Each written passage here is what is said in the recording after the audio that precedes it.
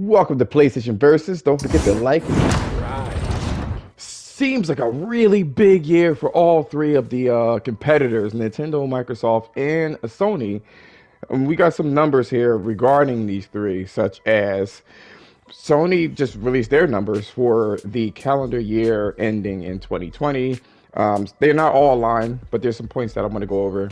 22 billion was basically for PlayStation, 13 billion was for Microsoft and its Xbox sector, and then 12 billion was for Nintendo. So a couple of things to write home about here. Xbox is 11% of Microsoft, and even in that sector, they include laptop stuff. You know what I mean? So it's not like a one-to-one thing. So I don't think that. Number two, when it comes to Nintendo has very low overhead. They can make a lot of money with the type of games. They don't have to hire voice actors. They don't have to make big open world games. You don't have to make realistic graphics. Their hardware is sold at a profit, whereas Microsoft or Sony's isn't. So that's why Nintendo is making the money that they are making, along with them being just flat out successful. Sony, when they make their games, they have to actually get these voice actors, get these incredible engines, and just a whole bunch of technology is fueling. And their hardware, we just found out that it was sold at a loss along with Microsoft's. That's one.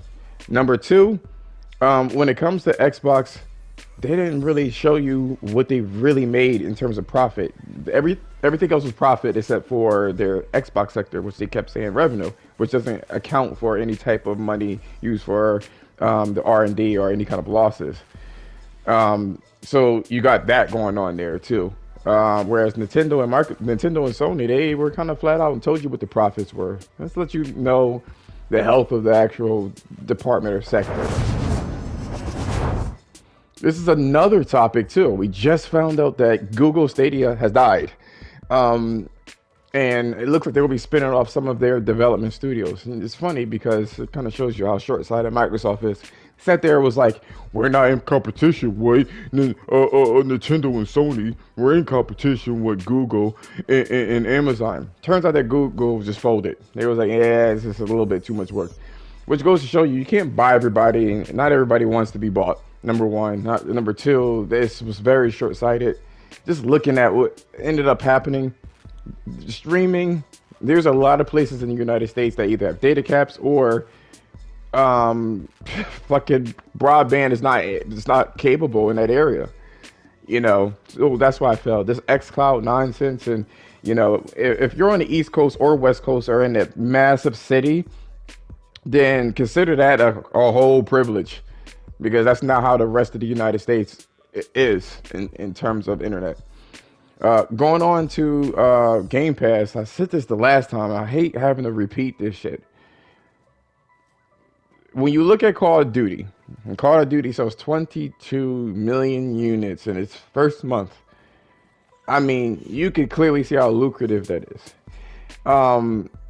If you make a Game Pass type setting for a game that has that big of a budget, $10 or $15 isn't going to cut it. It isn't going to cut it. The old model, you just make a lot more money in that particular case. You clearly see with the success of Nintendo making like fucking $13 billion with that same old model. No one's going to be pushed over. Microsoft has to pay them to put their games on that particular service, and it's just not going to last. It's not going to last at all. Our next topic is actually about Destruction All-Stars and how everyone just keeps parroting the same shit. Now, I could be a fanboy and just flat out say, hey, look at this. Oh, it's so good. It's so good. This game, I don't even want to really say that it needs work. I feel like it does. I'll put it that way. The interface, the menu system, the servers, a lot of that stuff needs work. We're not talking about that portion. We're talking about the actual gameplay and how everyone says that it's basically mid. And I have to ask that question, what's so mid about it? Because any game, like you look at Rocket League, it's just fucking soccer with cars. You know what I'm saying? So it's just funny how people just kind of parrot the same shit. Now, what is happening with this game is that a lot of people don't understand the entirety of the gameplay loop. And I feel like you shouldn't be able to jump into a multiplayer game without knowing how to play the game. There was a lot of things that was missing when I tried to play the game, and then I just this morning tried to, fuck around with it and discovered a whole bunch of different things. Now there's some balancing issues and stuff like that. Yes, but one of the things I would like to add, what makes this game really pop, is that the vehicles is almost worthless. The vehicle types. So some vehicles needs to be used for specific situations. Like give the vehicles type of vehicles purpose. That's number one. Number two, these arenas that are stadium like needs to be better. It needs to be more fleshed out. It needs to have ramps and other like bigger vehicles be able to break walls down, and smaller vehicles be able to get in these little tight spots and stuff like that. One of my friends said that he wanted it to be more people in there. Maybe, but there's some other things. Like I feel like the issue is really learning the game and just the environments that just makes it mid, if you will. You know what I mean? So there's that. Got some incredible news about Grand Theft Auto 6 here. It's from Reddit, so I'm just going to read this through and tell you what I think about it. So, A, it's going to be set in Vice City, in a new city based off of South America. There's going to be a balance between realism and arcade, so do not think it's going to be like Red Dead Redemption 2. It's going to be set in 1970s through 80s. You start off as a grunt, and you in like a cocaine smuggler. Weather is going to be a huge focus. Buildings will change over the time too. The Drug Empire is going to be back from Vice City stories here. There's going to be a lot of online systems that's going to be built in.